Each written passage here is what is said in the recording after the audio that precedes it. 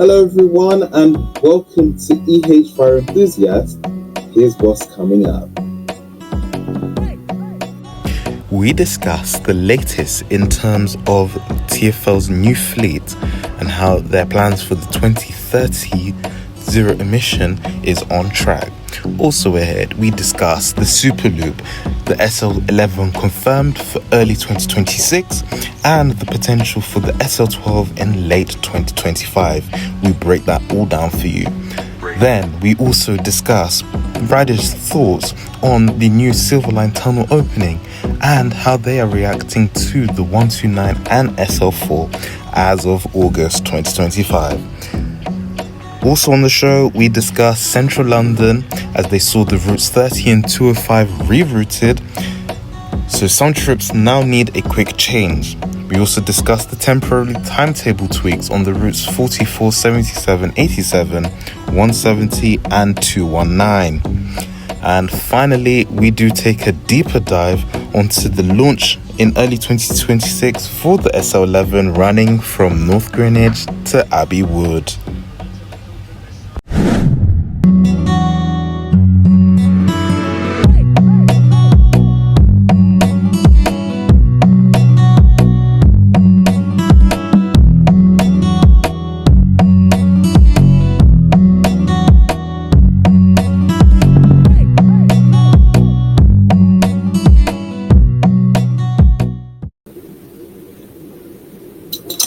And a very warm welcome to the program, everyone. I'm EH Fire Enthusiast in London. Tonight, we talk the headlines, which are on London's zero-emission bus milestone. London has passed 2,000 zero-emission buses in daily service, the largest such fleet in Western Europe. And the transition keeps accelerating, just not a green stat. It means cleaner air at bus stops, quieter streets, and modern vehicles, turning up far more often. TfL's press team confirmed the milestone back in June, and it plugs straight into the goal of a fully zero-emission fleet by 2030. This was reported on Transport for London's website for sustainable buses. Now, you also see that the bus priority push continues. TfL's bus action plan has been targeting new or improved bus lanes by the end of 2025. Progress to March showed that around 7 kilometers delivered with more schemes queued despite some 2025 disruptions like the pre-election period, which now we can see faster buses, meaning more reliable timetables. For a further look at this, you can go to the board.tfl.gov.uk under Transport for London on their website. Now we move on to the Superloop, the express ring which keeps paying off and continues to grow. Outer London's express Superloop network is the breakout star of the last couple of years. A ring of limited stop routes designed to make orbital journeys faster without going into Zone 1. Since the ridership launch on Superloop corridor is tracking ahead of the bus network, this spring updates put average increases on the Superloop corridors at about 11%, notably higher than the network's average. And as of this year, we've added the SL4 on top, which is more of that, which we're going to talk about in a second. TfL's own Superloop page now totals 10 services in operation, with the newest being the SL4 running from Canary Wharf to Grove Park. And yes, this line goes through the brand new Silver Line tunnel, which why you're hearing so much about it. Looking forward, TfL have consulted for the SL11 to go through, which will be replacing the daytime running current route 472. We do know also that it's not going to be operated by Stagecoach anymore. It's now been moved over to operate from Go Ahead London using new EV buses, and they're also not going to be running it past midnight.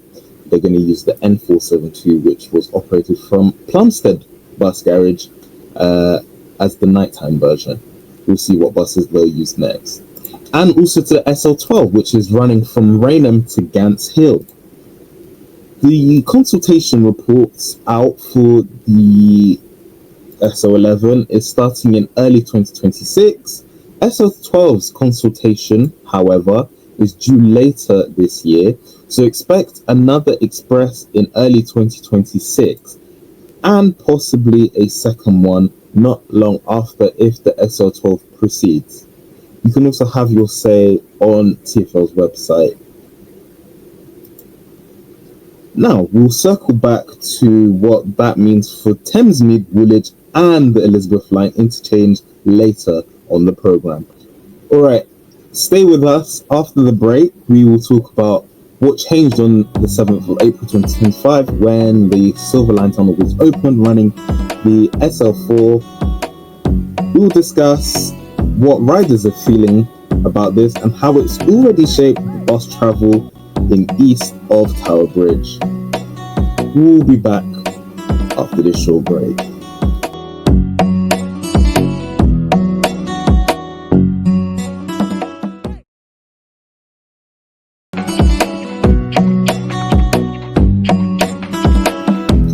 Okay, so now we turn our attention to the Silvertown Tunnel.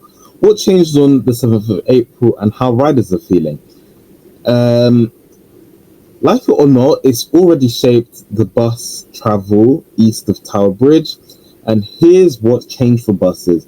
The route 129 was extended via Silvertown Tunnel from Lewisham to Galleon's Reach, running zero emission double deckers during a high frequency Transport for London. The brand new SL4 launched. The new SL4 did launch running from Canary Wharf to Grove Park as an express. Crucially, pay-as-you-go travel is free on the entire SL4 for the first year at least. You still do have to touch with a valid card or device, but your fare reads at £0. This is a rare one. Use it while it lasts, TfL, I'd say, because you never know. They could decide to change that in the coming future. Also, the tunnel also includes a free cycle shuttle bus for at least 12 months from opening. The bus and shuttles are zero emission at the tailpipe.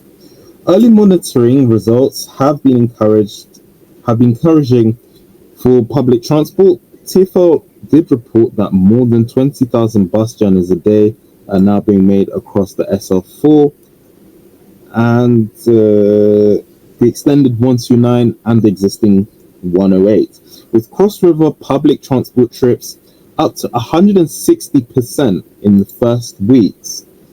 Used it in the first weeks versus before the opening. That's with buses using a dedicated tunnel bus HGV lane. And yes, the tunnel has been controversial. There's plenty of debates about the traffic and air quality, but strictly on the bus rides, you have a new link, higher frequencies, and free express to try. Moving towards central London and its restructuring of the routes 30 and 205. As we do know, the 30 does no longer run from Euston and Marble Arch. It turns around to east instead. And the 205 no longer runs from Baker Street to Paddington, between Baker Street and Paddington. Instead, it's been diverted to Marble Arch via Baker Street, creating same stop interchange along the shared corridor to keep trips flowing. And TfL has added extra journeys on the 27th to help cover some of those gaps. These changes were flagged to happen in summer 2025, and multiple local outlets reported their implementation, though late May-June. The official consultation documents and reports are now published. If your habit was one seat rides across the whole axis, you now need to change once, but frequencies on all of these routes remain high. And there was also a consultation for both of those routes as well. Immediate timetable tweaks. So mark your calendars for Saturday the 30th of August 2025 as TfL have flagged temporary timetable changes on several routes to manage local works, notably around Clapham Junction and Highbridge Road. Expect slightly wider headways, so buses a touch less frequent. On the routes 44, 77, 87, 170 and 219, there are temporary frequencies while Clapham Junction works continue, and the 325 temporary changes while Highbridge Road works are wrapping up.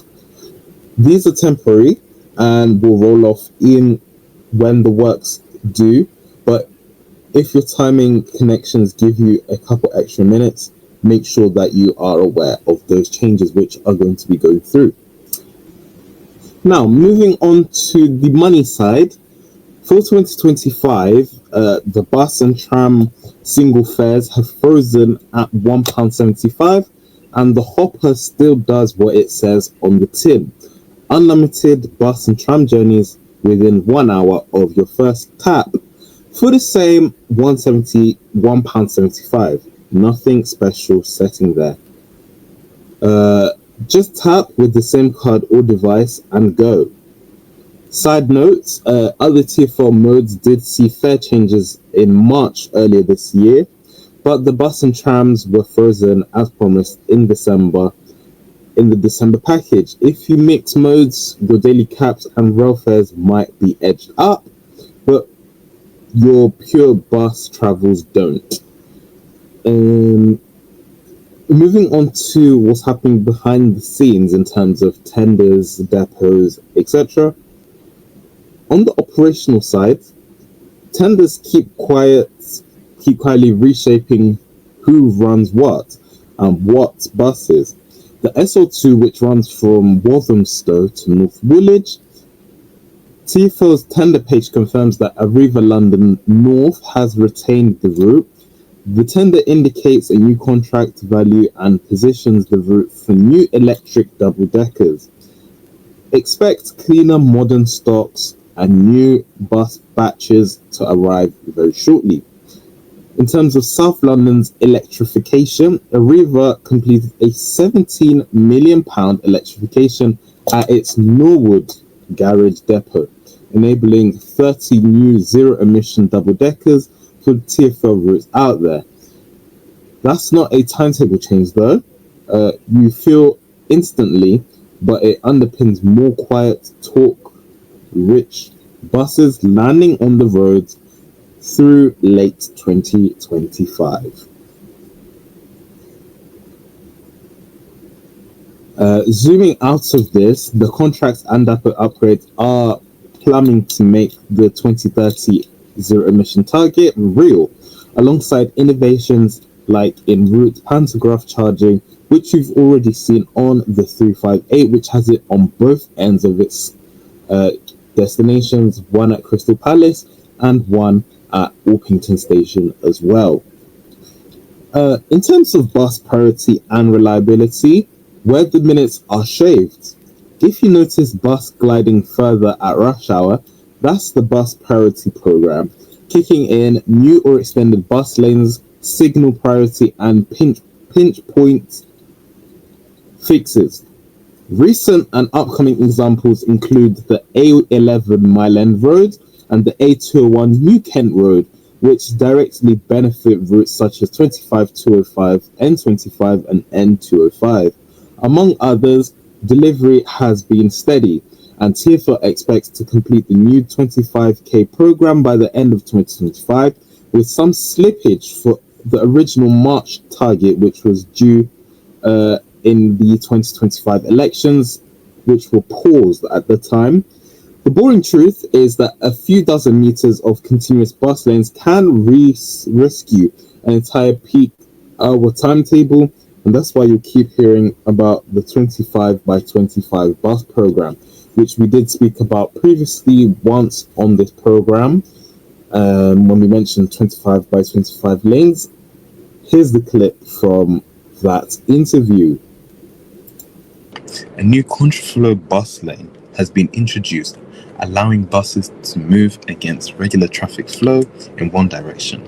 The change has been modelled on successful pilots abroad and is expected to significantly speed up services and improve punctuality without the need for expensive full road redesigns. TfL officials hope that this trial will lead to a wider adoption of contraflow lanes and across central and suburban London. And of course, Transport for London isn't just making changes from the top down. Public engagement remains at the heart of the capital's transport strategy. Consultations are now open for proposed changes to the routes, like the 188 serving areas from Russell Square through to Waterloo, North Greenwich and Tottenham Court Road. Residents, businesses and regular commuters are encouraged to share feedback, helping to shape a more responsive bus network. And if you have thoughts on your services in your area, you can have your say on the portal on TfL's website, which is a place for your voice to be heard. Now, a lot of the time we do talk about stuff that are happening within London, and we always forget to go outside of what's happening. For the outer Londoners, what they can expect in the coming late 2025 into early 2026. As we mentioned, the Superloop 11 will run from North Greenwich to Abbey Wood. TfL has published the consultation report and says that it plans to introduce the SL11 in early 2026.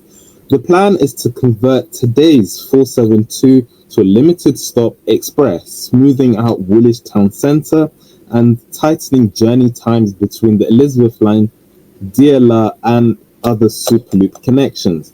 It will give Thamesmead and Woolwich area riders quicker north-south hops without detouring into other parts around that area. The SL12 will go from Rainham to Gants Hill via Romford. The consultation opened in late March and TfL is promising the outcome later in 2025.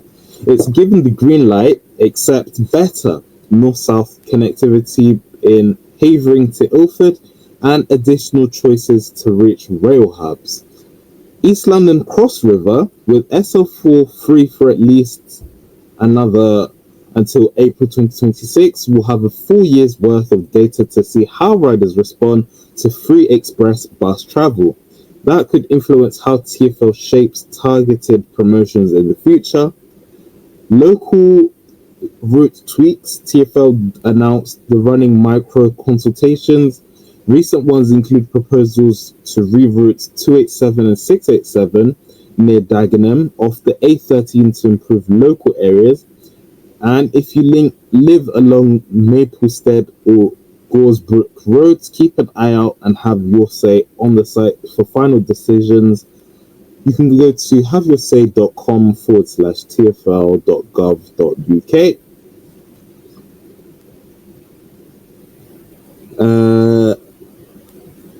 What we can watch out for is, like we said, the 25 by 25 initiative, which was initially delivered in March. We can look out for the changes. So those are the latest things that we can expect to see in the coming future. Make sure that you do stay tuned. We will have much more coverages of this when more is given to us. And that's it for now. Remember, if you ever miss our show, you can always find the latest episode shortly after it airs on our podcast. And remember, you can always catch us online on our website and all over social media. Thank you for watching and goodbye from London.